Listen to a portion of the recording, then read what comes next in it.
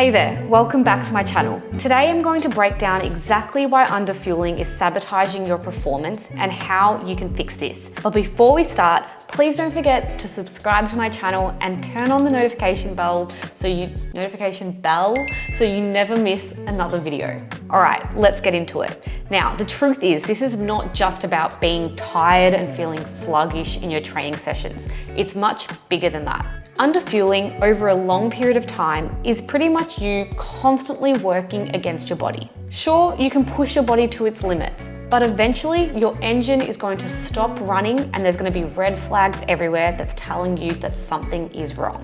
Some red flags that athletes commonly experience when they are underfueling can be anything from experiencing increased muscle breakdown rather than growth. Particularly in males, a drop in testosterone is prominent. Having a weakened immune system, meaning you are getting sick and having illnesses for longer periods of time, not being able to bounce back from common colds as fast as usual, and therefore missing training sessions. And also being at a higher injury risk, particularly stress fractures, with longer recovery times because your body just does not have the energy that it needs to rebuild and repair your tissues. And in particular for females, a disruption or irregularities with your menstrual cycle can be a big red flag that your body is under stress. So why does this happen? Well, it all comes down to energy balance. When your training and movement across the day requires energy levels up here, but your energy intake is actually down here, your body senses this long-term deficit and actually slows down your physiological functions. Your thyroid function drops, your metabolism slows, and your nervous system works less efficiently. This is your body's survival mechanism, but for athletes, it's a performance killer.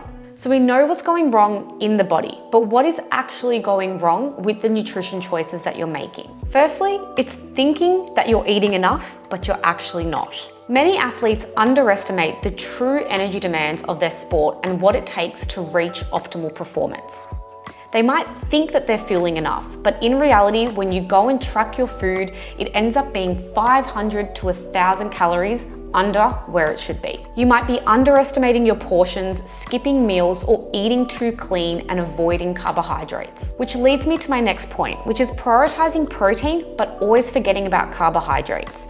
Once upon a time, athletes struggled to get in their protein intake, but now the tables have turned. Protein is easy, but carbohydrates are always undereaten. Carbohydrates are your body's preferred energy source, and if you're not eating enough, your body will start pulling from your muscle tissue for energy. This even happens if you're eating enough protein. Research shows that endurance athletes need around 6 to 10 grams of carbohydrates per kilo of body weight, while strength athletes and lower intensity sports require around 3 up to 7 grams of carbohydrates per kilo of body weight. And the last mistake I see being made is athletes not adjusting their food intake to support their training demands. Your calorie intake should not be static. If your training demands change where you have double sessions, single sessions, rest days, your food intake should be adjusted accordingly. So if you have a hard training week, your calories may need to go up. If you have a rest day, you might need less food, but you still need to make sure that you have enough to recover properly. So if your nutrition looks the same every single day, your body might be scrambling for energy. Over time, this compounding effect of underfueling leads to your body slowing everything down. So if you're constantly feeling tired, you're always feeling cold, and you have brain fog, this is your sign that your body is trying to preserve energy because it's not getting enough from your food. All right, so how do we fix this so you can start performing at your best again? A good starting point is following these 3 key tips. Step number 1, calculate your energy needs and eat to match your training. You can do this by using an energy expenditure calculator to figure out your maintenance calories. Or another simple starting point is taking your body weight and multiplying it by 40 to 50 for endurance athletes, or 35 to 45 for strength-based athletes.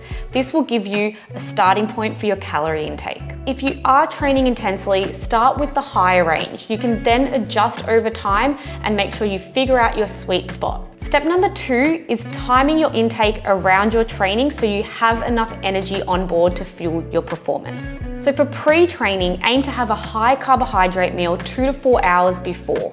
Or if you're short on time, prioritize a high carbohydrate snack 1 to 2 hours before. Some oats, banana bread, or a bagel with some honey and jam are great options. Next, you want to always boost up your carb levels 15 to 30 minutes before training with another high GI carbohydrate snack. And then after training, you want to aim for at least 0.4 grams per kilo of body weight in protein and 1 gram per kilo of body weight in carbohydrates to optimize your recovery. And lastly, the third step is also prioritizing micronutrients. Your body needs more than just calories. Micronutrient deficiencies can also tank your energy levels, so make sure you're getting enough of at least these 3 nutrients. Number 1 is iron to help support your oxygen transport and energy production. Aim to have a red meat, spinach, and lentils. The second one is magnesium to help aid your muscle function and electrolyte balance. You can have things like nuts, seeds, dark chocolate, and some supplements to help here. And lastly, omega-3s to help reduce your inflammation and support your joint health. Salmon and flax seeds are high in omega-3s, but you can also supplement with a high-quality fish oil. So when you follow these 3 steps and you are fueling properly, your body responds by recovering faster, improving your training adaptations, and reducing any ongoing aches and pains. You have more energy, more power and strength in your training, and more focus. So if this sounded like exactly what you were struggling with, you now know how to fix it. I hope you found this video helpful, and if you did, please don't forget to like and subscribe, and drop a comment below if you have any questions. I'll see you in the next video.